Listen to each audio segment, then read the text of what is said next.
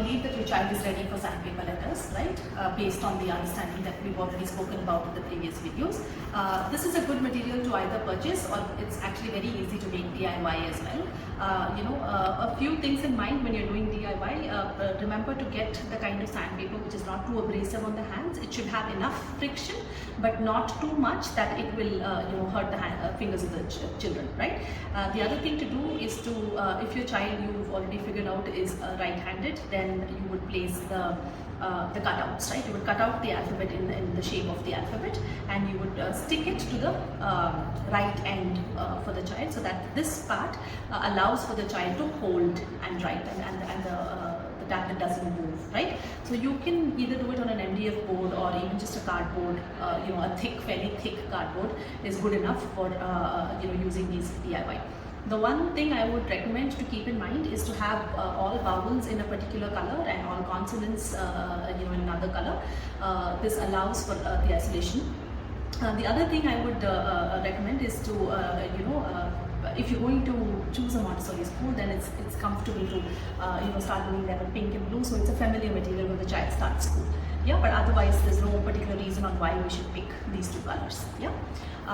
So let me go ahead and show you a quick demonstration of how we introduce the sandpaper letters. We take 2 or 3 and no more than that, because it tends to overwhelm the child. So we would pick 2 or 3, and you have to be sure that the ones that you're picking, the shape of the letters are not similar. For example, you wouldn't pick a k and a together, because it's very similar and it can confuse the child, right? So you want to pick letters that are distinct from each other, and where the sound as well as the shape are both distinct from each other. Yeah. So with me here I have a and d. Yeah, and I'm going to quickly show you how we work with this. So I take the in school I would take a group of children, have them seated around me, and take out one sandpaper letter, and I'd say this letter makes the sound and I'm going to show you how we trace the sound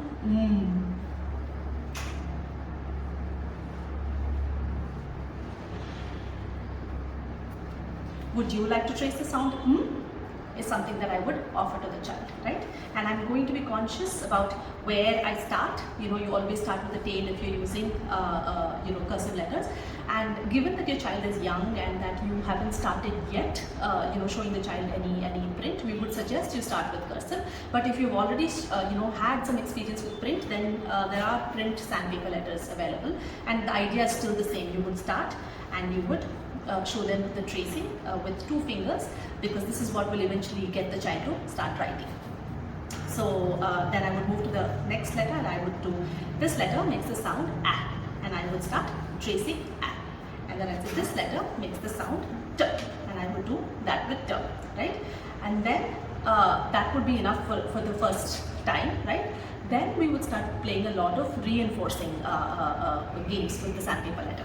What I would do next would be pull out a sand tray, maybe, possibly the next day or sometime later in the day, and I'd say, remember, we traced a few letters, let's try doing that again. Now I have a sand tray for you, right?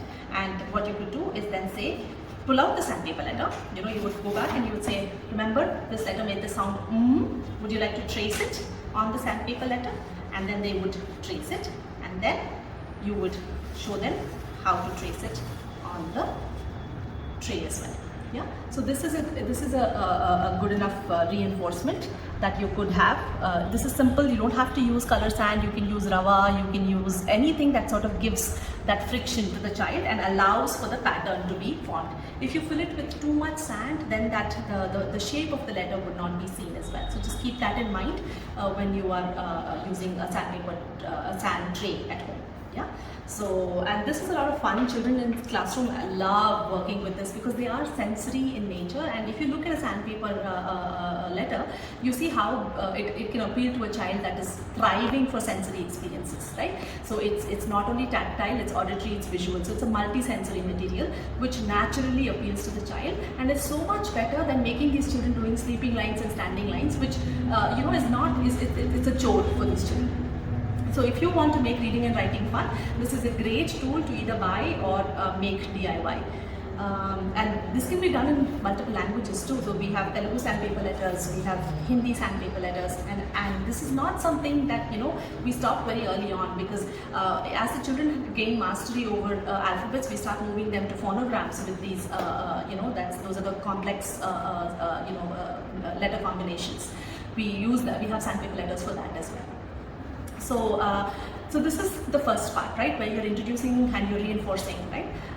You would not stop with just doing that once or twice. You would have to think of multiple ways of reinforcing, because it's forming a muscular memory for the child, right? So the child is learning, at a very muscular level, they know that, very intrinsically they know that I will have to move my fingers for this, for I'll have to do this, and so on and so forth, right?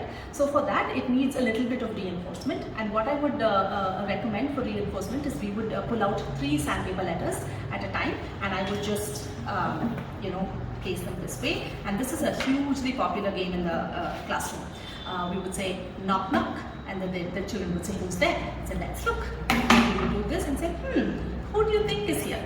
And then there would be a squeal saying, is here, is here. I wonder, yeah, is here.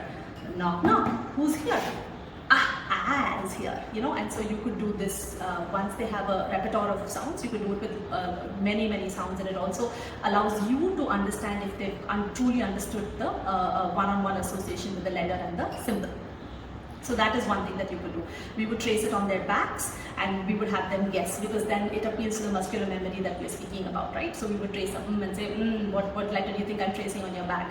So that is something that you could do. You could use slate and water, because what happens is when you use a paintbrush with water on a slate, it's there for a few seconds and then it disappears. So that is another hugely popular thing that children love to do after sandpaper letters. So that is something that you could consider as well. So these are all different ways in which we can reinforce sandpaper letter.